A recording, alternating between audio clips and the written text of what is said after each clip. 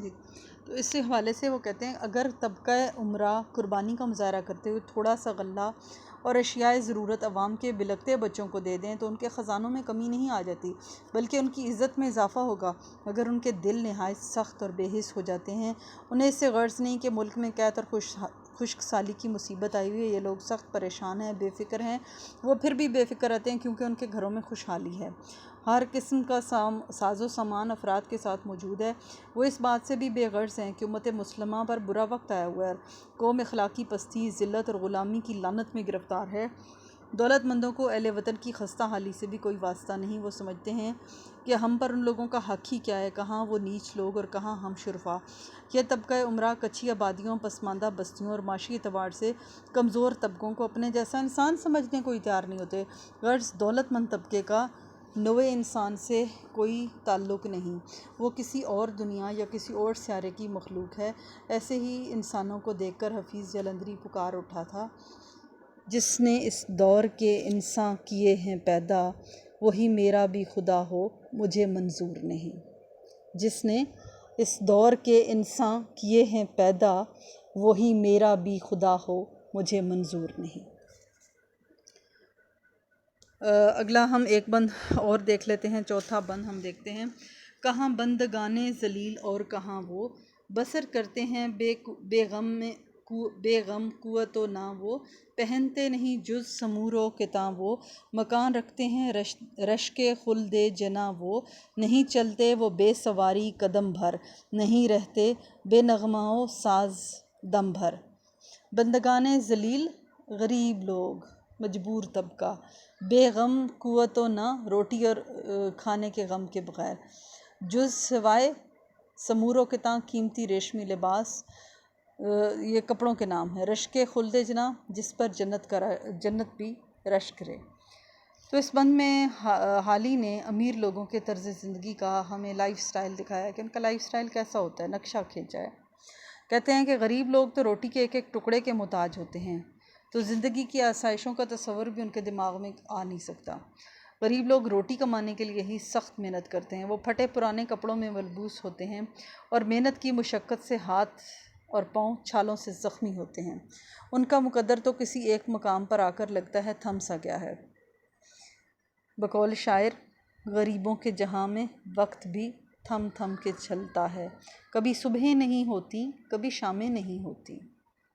गरीबों के जहाँ में वक्त भी थम थम के चलता है, कभी सुबह नहीं होती कभी शामें नहीं होती।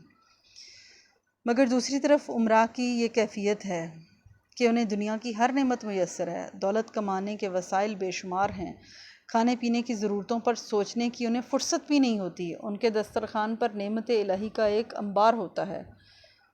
जो चाहते हैं वो अपने दस्तरखान पे सजाने की सलाहियत रखते हैं। बकौल शायर, अगर हों पेट में लुक़मे बदल जाते हैं मौसम भी, मई में बर्फ़ पड़ती है दिसंबर गर्म होता है।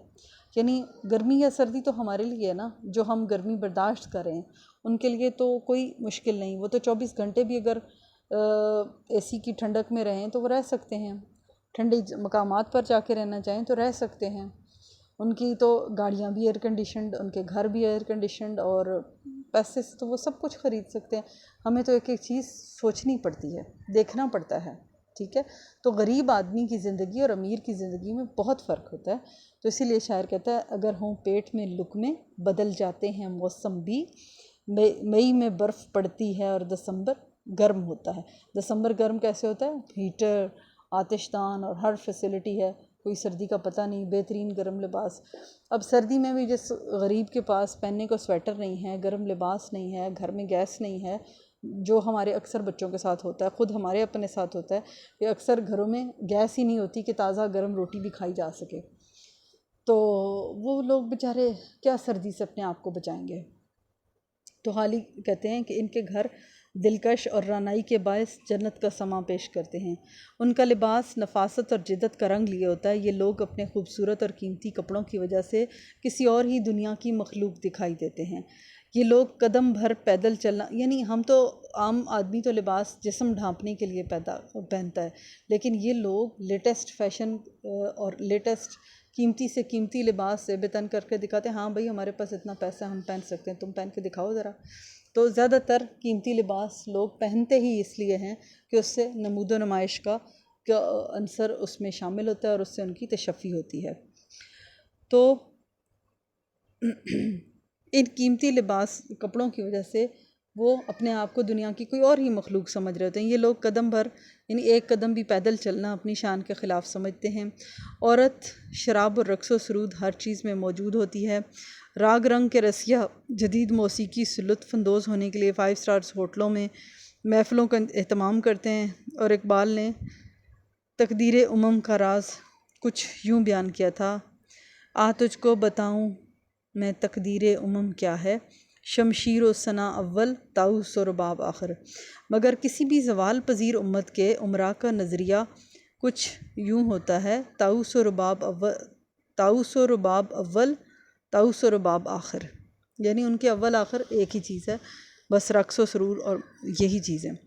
आहिस्ता आहिस्ता ये तबका ख्वाहिशात नफसानी में इस कदर जकड़ा जाता है कि इनकी जिस्मानी और ज़हनी क़ुव्वतों को दीमक सा लग जाता है।